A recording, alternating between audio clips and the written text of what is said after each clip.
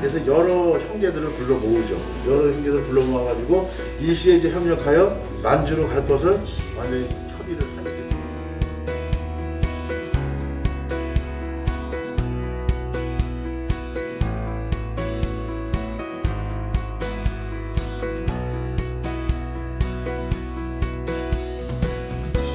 굳이 독립운동을 안 하면 평생을 호의호식하며 살 수 있는 굉장히 많은 재산을 가지고 있었어요. 근데 그럼에도 그걸 모두 다 포기하고 독립운동가에 모든 걸 바쳐서 신흥무관학교를 세우게 되는데요. 사실 이 많은 재산이 필요했던 이유가 신흥무관학교를 세우고 새로운 독립운동가를 양성하기 위해서였습니다.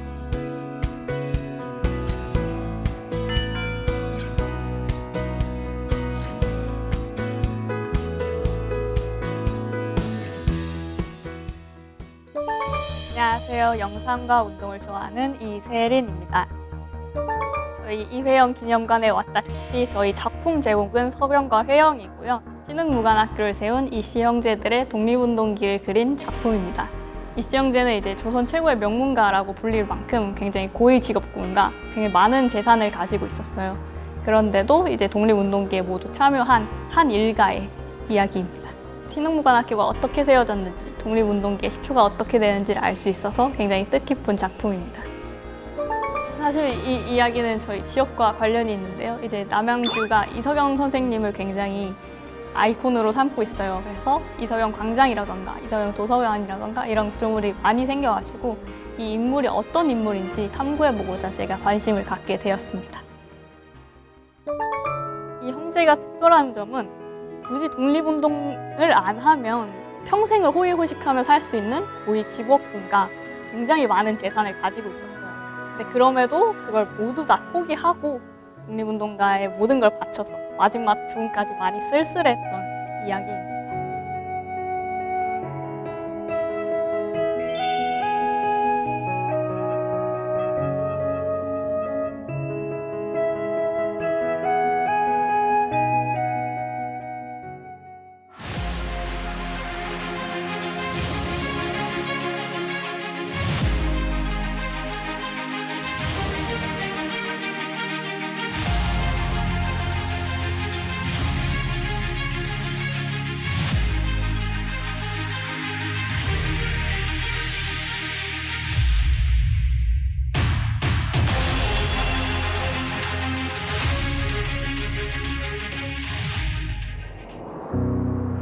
아무것도 남아있지 않은 이 벌판에 아직 사라지지 않은 그들의 혼이 남겨졌다. 나라 잃은 자의 슬픔과 한이 배어있는 이곳. 이곳은 신흥무관학교가 자리를 잡았던 장소이자 한 일가의 모든 것이 스며든 땅이다.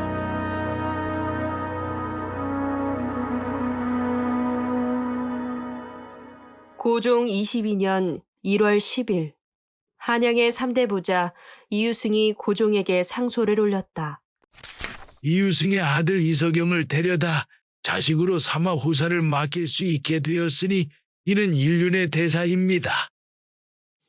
원래 이석영 할아버지는 저희 둘째 할아버지인데 우리의 한 20촌 되는 이유원 대감이 있었습니다. 그분은 어떤 분이냐면 영의정 하시고 또 그 이전에도 여러 가지 배설을 하셨어요. 그런데 그분이 아들이 하나 있었는데 그 병이 나서 죽었어요. 그런데 그 당시만 해도 양자를 하려면은 아주 좀 그 기골이 있는 집안의 아들을 양자를 해야 하기 때문에 그분이 20촌에 되는 우리 증조 할아버지한테 얘기를 해서 고종이 허가를 해서 양자를 하게 됐단 말이죠.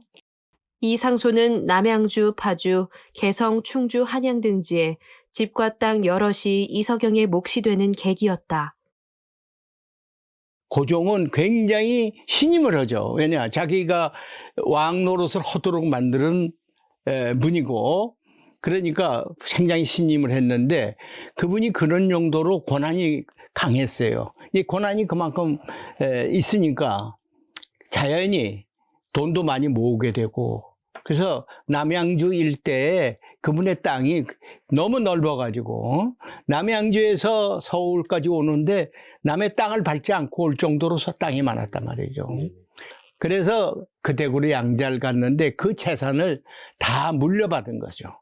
그래서 그런 관계에서 사실 졸지에 제일 부자가 된 거예요. 승정원 일기에 나와 있습니다. 조선왕조실록에도 나와 있고요. 양자를 한다든가 뭐 등등 이런 거는 굉장히 우리가 일반적으로 지금 생각하는 거하고는 좀 다릅니다. 굉장히 중요한 사항이 되고, 소위 말하면 뭐 신분적인 변동뿐만 아니라 군대 문제라든가 사회적인 문제라든가, 그렇기 때문에 양자를 드리는 부분은 조선시대에 있어서 굉장히 중요하고, 이 이의원의 양자로 들어갔다는 사실이 차후에 독립운동에 수많은 재산을 대는, 그렇죠? 여기에 이제 뭐 큰 결정적인 역할을 하기 때문에 이의원의 양자가 이서경이 되었다라고 하는 그 사실은 역사적으로 굉장히 중요한 의미를 갖는다라고 말씀드릴 수 있겠습니다. 본디 이서경의 집안은 조선의 제일 가는 명문가 이항복 선생의 후손으로 10대손 대대로 정승, 판서, 재상을 연임한 집안이었다. 현재로 보았을 때 장관, 국무총리, 차관급 관료직이 끊이지 않았던 것이다. 그 중에서도 서경은 이조 판서 이유승의 아들로 태어나 6형제의 둘째 아들이었다. 이 6형제의 우위와 친교는 주변 사람들에게도 높이 칭송받을 만큼 좋았다고 한다. 1905년 일본의 을사늑약 강제 체결, 대한제국 외교권이 박탈, 신진 개화 사상가들은 상동교회를 중심으로 저항운동을 펼쳤다. 둘째 할아버지가 제일 가까운 아우가 누구냐면 우당 이회영 할아버지가 제일 가까웠단 말이죠. 그러니까 일찍이 서울에도 집이 있었어요.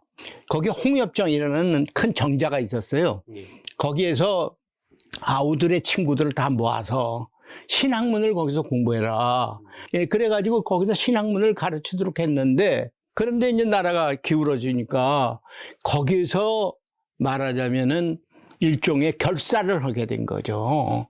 그 결사를 한 것이 바로 신민회의 전신입니다. 그 모임에서 말하자면 을사늑약 반대운동을 시작을 한 거죠. 그래가지고 여기 있는 분들이 바로 그 이웃에 남대문 시장 내에 상동교회가 있었습니다. 그 상동교회를 중심으로 해서 사람들을 막 모으기 시작했죠. 이들은 비밀 독립운동 최초의 발기인이시다. 팔도의 운동자들에겐 상동교회가 기관소가 되었다고 해도 과언이 아닐지라. 그래서 이제 을사늑약을 반대하는 운동을 갖다 전개하다가 1907년에 그 사람분들이 중심이 돼가지고 헤이그 밀사를 발견하게 되죠. 그러나 일본의 방해로 헤이그 특사는 회의장에 들어가지 못했고, 헤이그 특사를 누가 보냈느냐? 고종이 보냈다. 고종을 퇴위를 시킵니다. 그러고 나서 3년 있다가 1910년이 되니까 나라를 완전히 병탐을 해버렸다. 합병을 해버렸다 이거죠. 사실상 나라를 잃게 된 현실. 이에 가장 빠르게 움직인 자는 넷째 회영이었다. 시민회는 1910년도 이전 연해주, 서간도, 북경 지역에 독립운동 기지 건설 가능성을 미리 파악하고 있었다.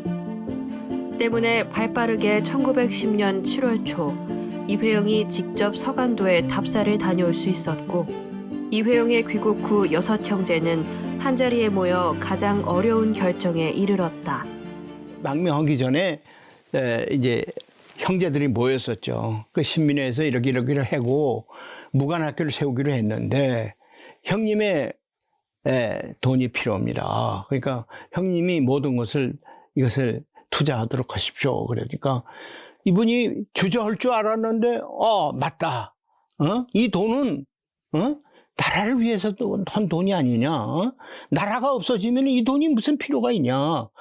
이 나라 때문에 말하자면 모아진 돈인데 나라가 없어지면 이 돈은 당연히 나라 찾는데 투자를 해야 하는 것이 마땅하다. 이렇게 해갖고 돈을 다 이제 내놓으셨어요. 그걸 다 이제 땅을 그때 뭐 현찰이 있는 건 아니니까 네. 다 팔았어요. 팔아가지고 막 급히 파느라고 그냥 그냥 싼 값으로 팔았죠.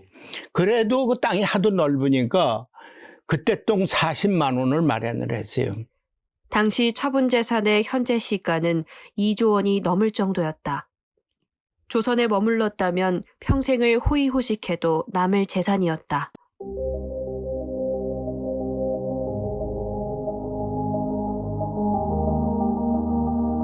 (40여일에) 걸친 여정 끝에 일가족이 추가가에 도착했다.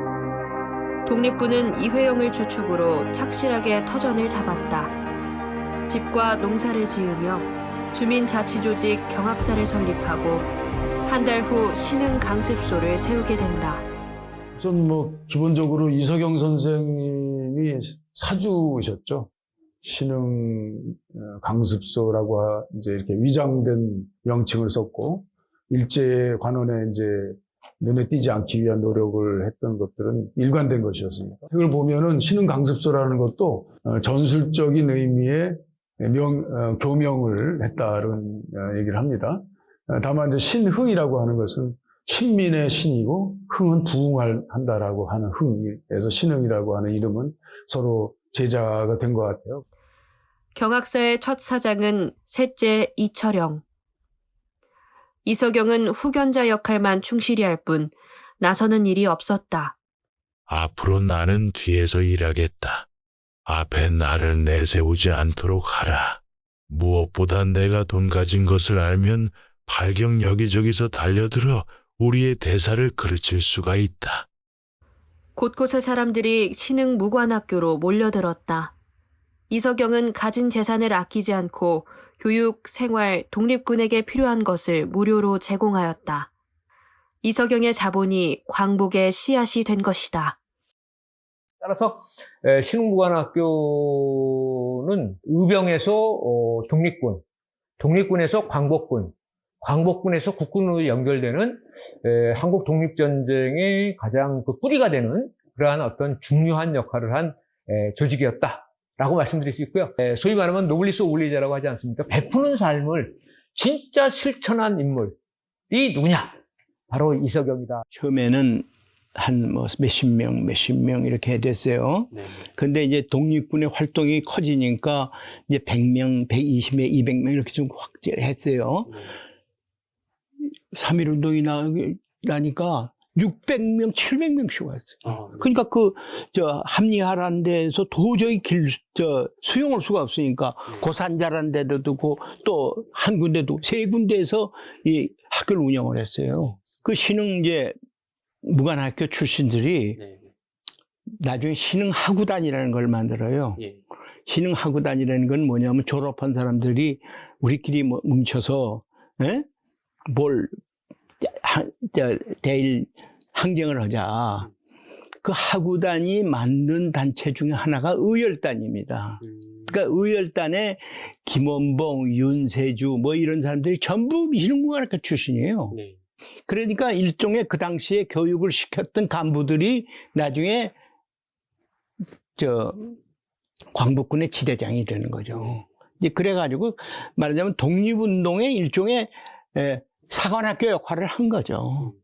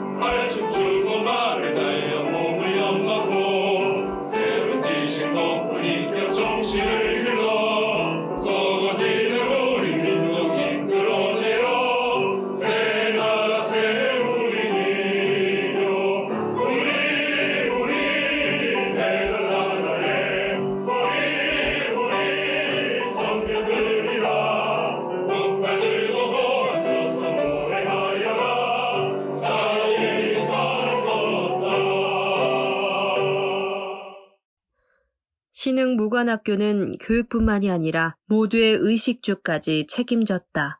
그 과정에서 서경의 재산은 거의 소진되었다. 네, 1920년에 신흥무관학교가 이제 폐교된 다음에 1919년에 벌써 우당 이회영 같은 경우는 그 중국 본토로 가서 상해 임시정부에 그 참여를 했다가 그쪽하고 이제 잘 안 맞아서 이제 북경으로 이동을 합니다. 그래서 상해에 가서 임시정부를 세웠어요. 세우고 보니까 아니 전부들 참그 임시정부를 세워서 일본과 싸워야 될 텐데 임시정부에 그 감투자리를 놓고 서로 저희끼리 싸우고 앉아 있네. 그러니까 의당이 안 되겠다. 다시 북경으로 옵니다. 와서 어떻게 됐냐? 그때부터 아나키스트가 된 거예요. 그래서 아나키스트 해가지고 극렬하게 투쟁을 하죠. 이후 이서경의 병이 깊어지자 막내 동생 호영이 중국으로 건너와 형님을 모시고 귀국했다. 그러나 서경은 중국에서 항일운동을 하는 이들이 있는데 국내에 편히 머물 수는 없는 일이라며 계속해서 중국행을 고집했다. 결국 서경은 금강산에 유람이나 다녀오겠노라 하고 떠났다. 그리고 회영의 사망 소식이 들려왔다. 여순 감옥으로 아마 이제 이송됐던 것 같습니다. 그 고문 속에서도 한자도 보이지 않았던 거죠. 그런 곳에서 며칠간 노진 고문을 받다가 이제 자결해서 돌아가셨는데요. 고모가 거기 살고 계셨는데 그 고모가 그곳 이제 여순 감옥으로 달려가셔서 시신을 이제 수습하게 됩니다. 근데 시신은 그냥 그 아버지의 모습이 아니라 이미 이제 그 고문받고 뭐 이런 그런 것들을 이제 은폐하기 위해서 이미 화장을 해버린 할아버지의 그러니까 고모에게는 이제 아버지의 그냥 유골을 이제 받게 됐던 거죠. 안중근 신채호로 유명한 이곳 리순 감옥에서 이회영도 감기지 않는 눈을 감았다. 전해진 건 짧은 소식의 기사였다. 그러나 여기서 끝이 아니었다.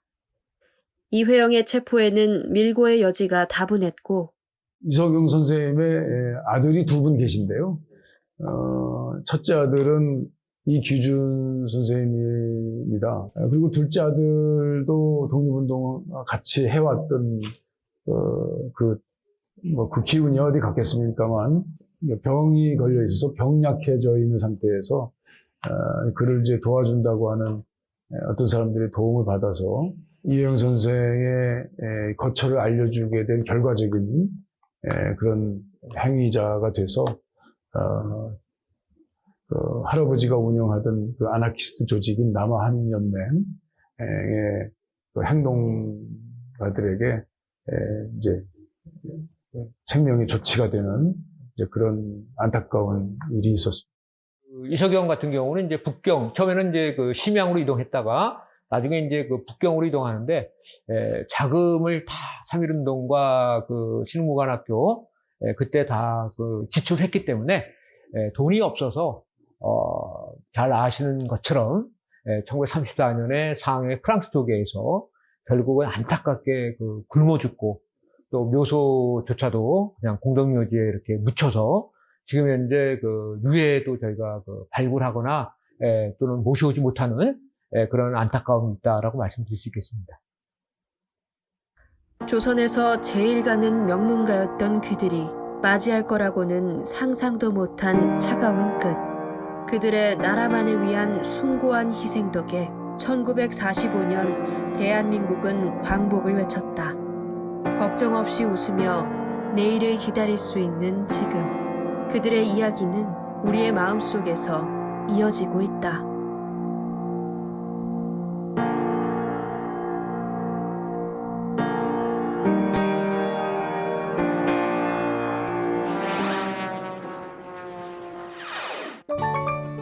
사실 저희 세대는 독립운동가라고 하면 굉장히 멀게 느껴지고 저희 일이 아닌 것처럼 느껴지는데 이제 실제로 후손분들을 만나서 이야기를 들어보면 약간 할아버지가 옛날 이야기를 해주듯이 굉장히 재밌게 이야기를 들을 수 있습니다. 그래서 너무 어려워하지 말고 더 많이 다가가고 알아봤으면 좋겠다는 생각이 들었습니다. 그렇게 큰 에피소드는 없는데 제가 왜냐면 이 영상을 제작할 때 몸이 너무 안 좋았어가지고 사실 촬영도 많이 참여를 못했었어요. 그래서 집에서 서간도 시종기를 많이 읽었거든요. 이게 이회영 선생님 아내가 서간도로 망명할 때 쓴 일기인데 이게 굉장히 생생하게 기록이 되어 있거든요. 그래서 보면은 막 보리밥 하나로 뭐 며칠을 살아야 되고 막 그런 게 이야기 있는데 사실 저희는 경험해 본 적이 없고 상상할 수도 없는 일이잖아요. 이걸 읽으면서 혼자서 너무 슬퍼가지고 이러고 많이 존경스럽고 했던 기억이 있습니다. 만약에 세린 씨가 그 시대의 인물이었다면 저는 사실 지금도 굉장히 역사를 좋아하기 때문에 그 당시에도 굉장히 애국심이 컸을 것 같아요. 네, 그래서 아마 독립운동을 같이 하지 않았을까 싶습니다. 사실 이것도 살아온 환경 지역과 관련이 된 이야기인데요. 제가 홍유름 옆에서 자라다 보니까 이제 역사 관련된 행사를 굉장히 많이 참여하고 보고 자랐습니다. 그래서 이제 홍유름이 또 고종과 순종의 묘다 보니까 독립운동기에 대한 내용이 거의 집중적이에요. 그런 행사를 보고 학교에서도 뭐 역사 골든벨이라든지 아니면 그런 글짓기를 한다든지 굉장히 많은 행사가 있었거든요. 그래서 더 그쪽에 관심을 가지고 아마 이렇게 잘하지 않았나 싶습니다. 사실 저희가 해야 할 가장 큰 일은 기억이라고 생각을 하거든요.